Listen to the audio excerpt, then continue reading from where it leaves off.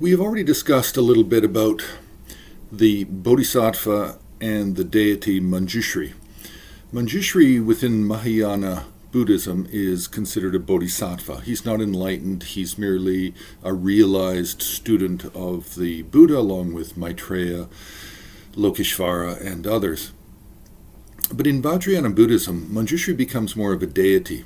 And as a deity and as represented in art, there are many different forms. Really the most prolific of meditational forms in Vajrayana Buddhism, in tantric art, are really Lokeshvara, Manjushri, and Tara. These three are probably have the most variety of forms. So with Manjushri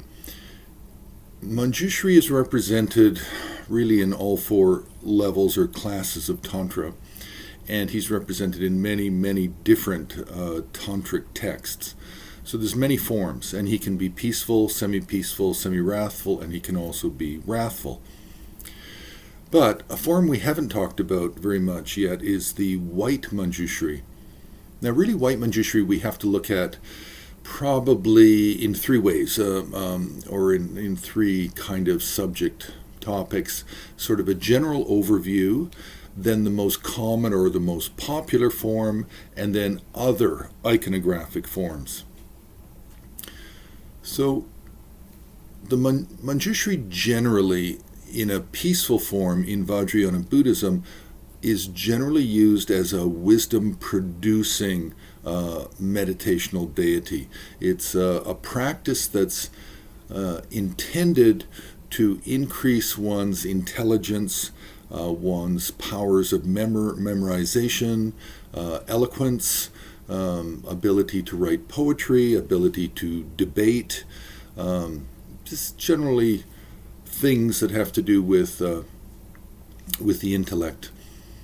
So the majority of peaceful Manjushris are for producing wisdom, generating wisdom.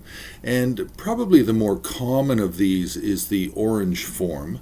But here we're talking about the white form. Now, with the white form, we have one that is stands above the others as being popular or more common in art.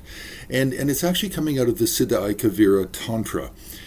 It's one face, two-armed, of course white in color, holding generally an utpala flower, blue utpala flower, in the left hand at the heart, the stem being held with the ring finger and thumb, and on top of the blossom is a Prajnaparamita text.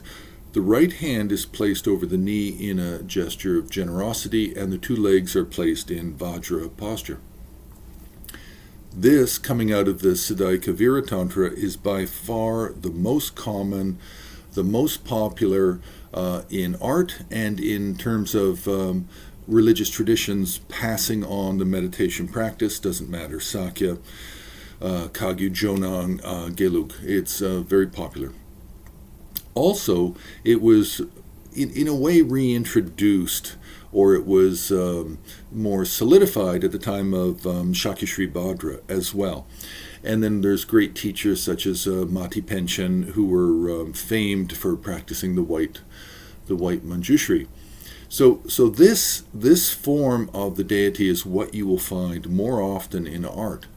But there are many other forms of white Manjushri, and the other forms can have 3 faces, 4 faces, 4 arms, 6 arms, 8 arms. There's a great variety of white Manjushri. We can even find what is typically thought of as the Arapachana Manjushri, which is generally orange. We can find white Arapachana in the early texts. The early Sanskrit texts, generally in the Tibetan traditions, the Arapachana is practiced more in an orange color.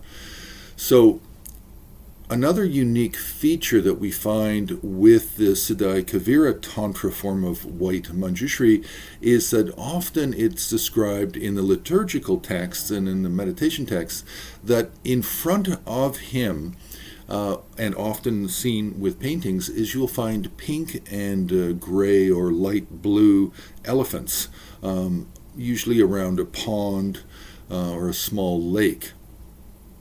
So really this is how we look upon white Manjushri, as having one main form, which is really the most popular in religious traditions today, and what you will find most often represented in art.